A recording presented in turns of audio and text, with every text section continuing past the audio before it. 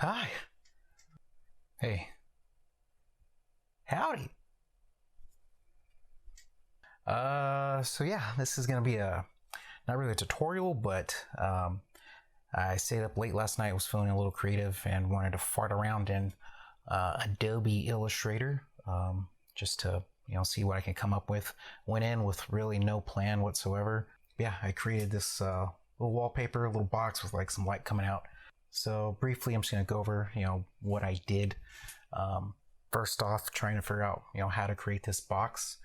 Rather than just eyeballing it, I found this perspective tool that pops up this little grid, and on that grid, those are all actually snappable points.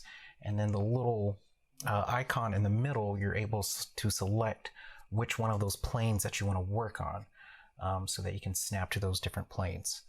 Really cool tool. Really excited that I not really stumbled upon it, but messed with it and kind of finally had an idea of what it does. Then next, just once I had the general shape or design that I wanted to go with, I started coloring it using the gradient tool. One thing that I've learned with the gradient tool, to get a more interesting look and softer gradients, is really play around with the opacity on that, and then also layer the gradients on the boxes, or the box part. I didn't really layer the gradients, but that's because I knew I was going to go back and kind of add some more layers over the entire picture there. But again, messing with the transparency, I kind of wanted to make it look like the box was a little transparent, and you can see the light coming out of there.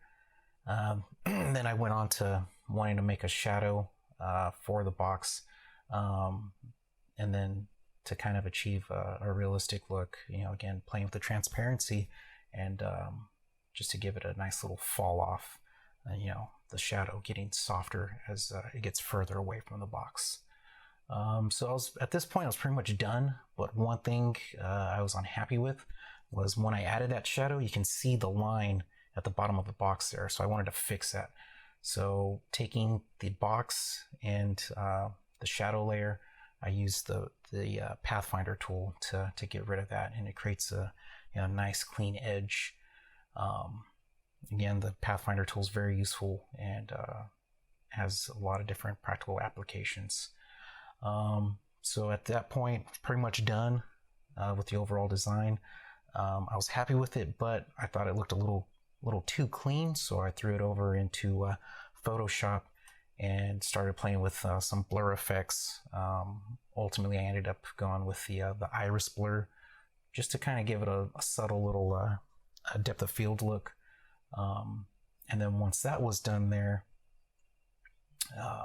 let's see, I'm playing around with it a bunch. Once that was done there, I ended up adding some noise to the overall picture, again, just to make it a little more interesting rather than just a flat, smooth surfaces. But yeah, that's pretty much it. I wanted to do this just to kind of challenge myself and do a little exercise, and as far as exploring the different tools and what I'm able to make in Illustrator. So if you're learning just like me, I definitely recommend do a little desktop wallpaper design. Say you're tired of the desktop you have right now, the wallpaper, and you can't find anything that you really like online, make it yourself. Yeah, hope you guys enjoyed that.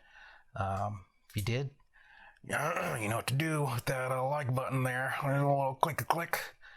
And then also, if you really liked it, and this is your first time seeing me and my channel, slap that subscribe button. Yeah. So I did that version, the pinks and yellow brown kind of color scheme, and I also did a blue and green purpley tones, but I'm gonna see if I can upload those two versions somewhere and have it downloadable for you, and just follow the links at the bottom. But yeah, thanks for watching, and sayonara, alligator.